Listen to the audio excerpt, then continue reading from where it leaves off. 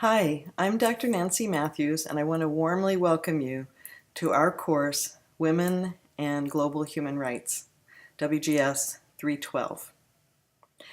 I've now taught this course several times online, and as with any course, it's constantly evolving, and it will continue to evolve with you this semester. So I'm looking forward to your input on what can make it better and what kind of things we want to focus on the most. One change this year is that the course is now considered an engaged learning experience in the boundary crossing category, which is part of the new university core requirements, and some of you may be taking the course to fulfill that requirement. As a result of that change, we dropped the prerequisite that used to be on this course, which was WGS 101, Women's Perspectives and Values. Because many of you don't have that used to be prerequisite, we'll spend the beginning of the course reviewing or setting some context about the basics of gender inequality globally and the many ways that women's lower social status appears in different societies. Some of you may find this a review of things that you already know, but I find that review is often a good thing, even for someone like me who's been studying these issues for years and years. So, because you always may pick up some nuance along the way.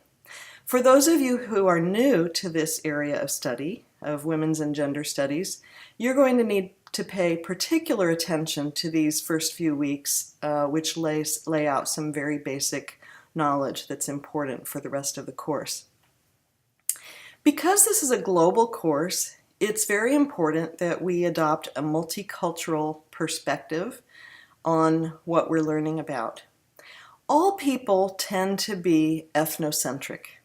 There's nothing, unusual about that. We all tend to think that our own culture is normal and right and sometimes even superior, and that other cultures are strange or have questionable values. That's what we mean by ethnocentrism.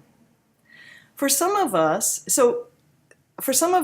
suspending that idea is easier because perhaps you've had an experience adjusting to a new culture yourself, or you're just a very open-minded person and can easily listen and identify with the experiences of people who are different from yourself.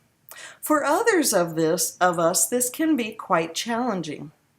And especially if you've never encountered the idea of ethnocentrism and you just haven't had that much direct contact with the idea that yes, cultures are different and there isn't one that is superior.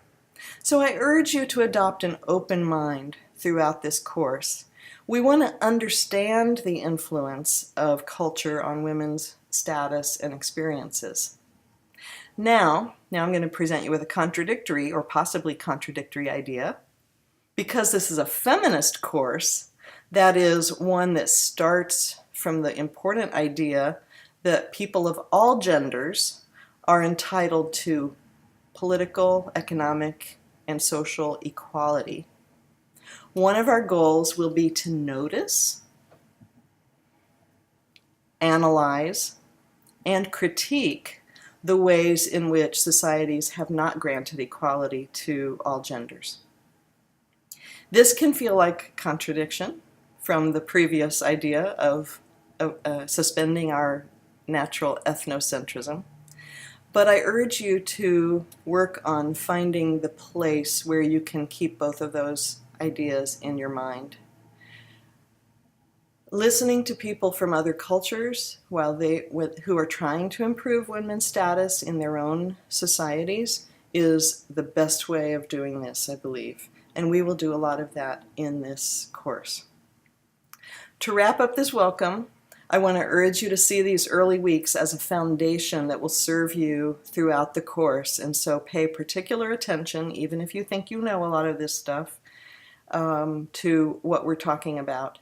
This will serve you, for example, later in the course when we get to specific topics like women in conflict zones or the refugee experience for women, because you'll need to have that foundation of understanding the ins and outs of women's lower status and power in almost all societies of the world. So let's start this learning journey together, and I look forward to working with all of you.